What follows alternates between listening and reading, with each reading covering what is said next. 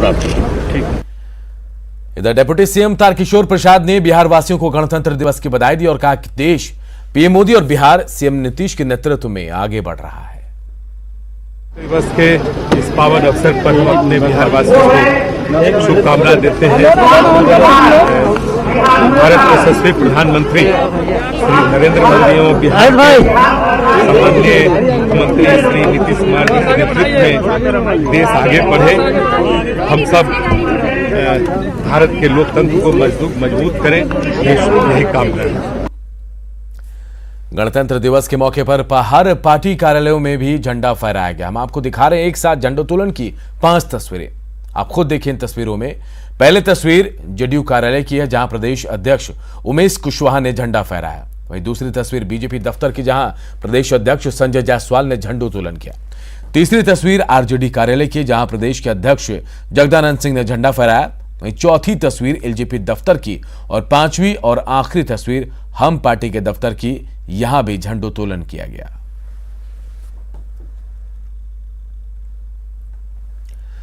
JDU के राष्ट्रीय अध्यक्ष आरसीपी सिंह ने राज्यवासियों को गणतंत्र दिवस की बधाई दी और साथ ही कहा कि जब तक जननायक कर्पूरी ठाकुर को भारत रत्न नहीं मिल जाता, उनकी पार्टी ये मांग करती रहेगी। तरुण गोगोई साहब किस पार्टी के थे?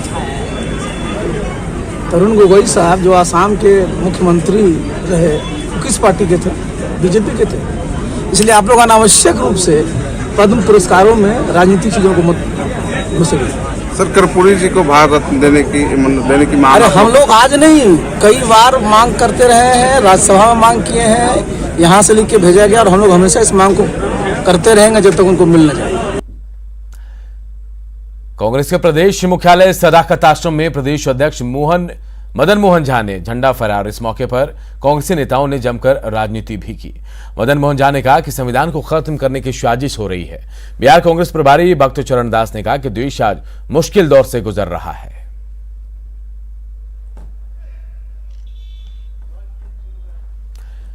बिहार बीजेपी के अध्यक्ष डॉक्टर संजय जायसवाल ने पटना स्थित पार्टी कार्यालय में झंडा फहराया। इस मौके पर बिहार बीजेपी के प्रभारी भूपेंद्र यादव समेत पार्टी के तमाम बड़े नेता मौजूद रहे।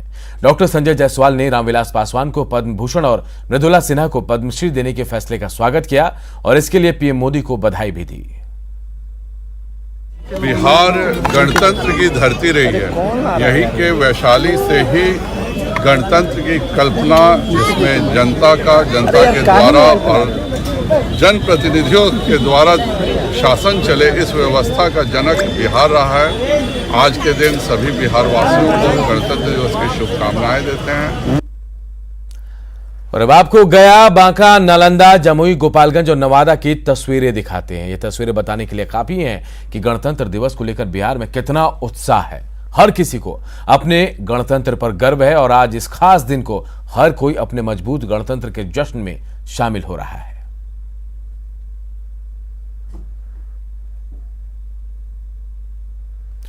तो दिल्ली से लेकर पटना, रांची, हर ओर गणतंत्र दिवस का जश्न दिख रहा है। हम आपको दिखाने जा रहे हैं बिहार के 6 जिलों के झंडोत्तोलन की तस्वीरें। ये तस्वीरें देखिए छपरा, सिवान, कटिहार, जहानाबाद, खगड़िया और रोहतास की है। इन तस्वीरों में आप देख सकते हैं कि कोरोना के बीच भी गणतंत्र दिवस को लेकर लोगों में कितना उत्साह नजर आया।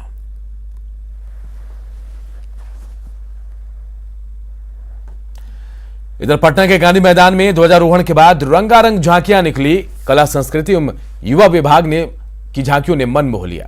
झांकियों को देखने के लिए बड़ी संख्या में यहां लोग मौजूद थे। अन्य बौद्ध पुरावशेषों एवं कलाकृतियों, बुद्ध के जीवन वृत्त तथा उनके सिद्धांतों के प्रदर्शनार्थ वैशाली में अंतर्राष्ट्रीय मानक के अनुरूप बुद्ध सम्यक दर्शन संग्रहालय सह स्मृति स्तूप का निर्माण किया जाए।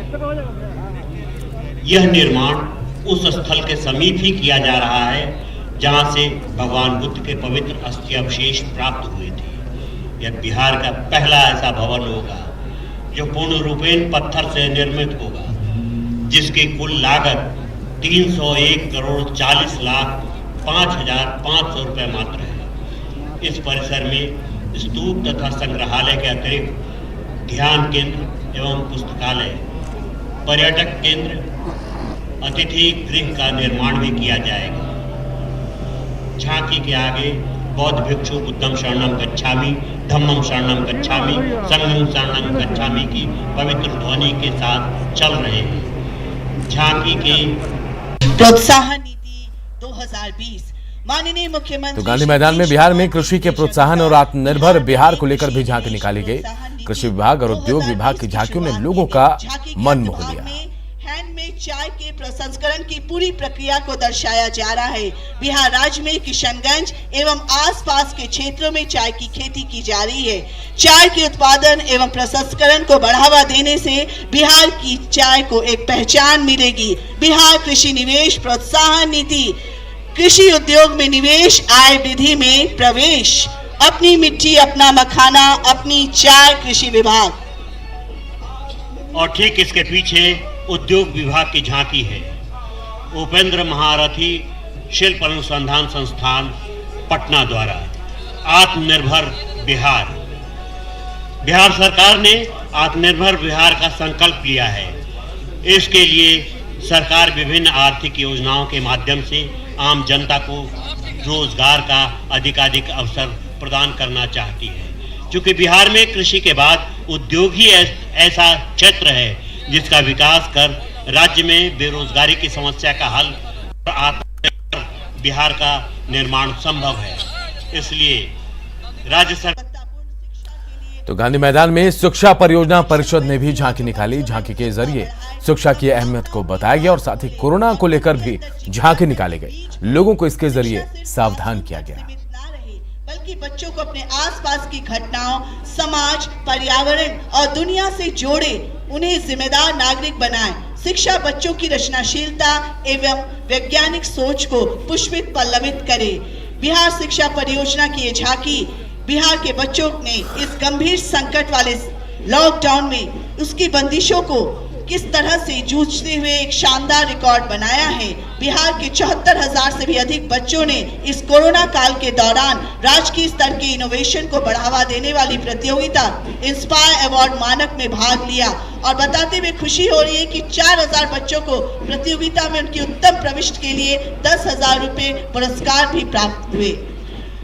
बिहार के कई बच्चे राष्ट्रीय स्तर पर अपनी वैज्ञानिक प्रतिभा का परचम लहरा रहे हैं। जहानाबाद, समस्तीपुर और पटना जिला के ग्रामीण इलाकों के बच्चियों ने कोडिंग जैसी जटिल परियोजना परिषद की ये झांकी में अवस्थित बौद्ध तो गांधी मैदान में पुरातत्व विभाग और भवन निर्माण विभाग की भी झांकी निकली।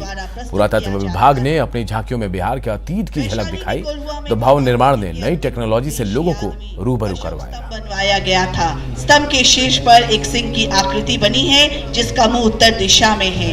कोल्हुआ वैशाली बौद्ध धर्म के अनुयायियों के अलावा ऐतिहासिक पर्यटन में दिलचस्पी रखने वाले लोगों के लिए भी महत्वपूर्ण है।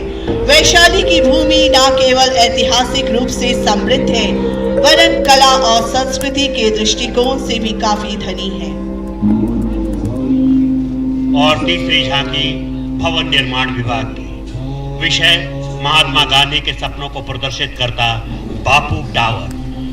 राष्ट्रपिता महात्मा गांधी के बापू बनने के सफर की शुरुआत 1917 के चंपारण नील की खेती के विरुद्ध हुए चंपारण सत्याग्रह से शुरू होती है। गांधी जी के नेतृत्व में अहिंसा और सत्याग्रह से अत्याचार के नील के धब्बों को मिटाया गया। महात्मा गांधी केवल राजनीतिक नेता ही नहीं थे बल्कि बड़े समाज सुधारक भी थे। यह झांकी हमें पटना के ऐतिहासिक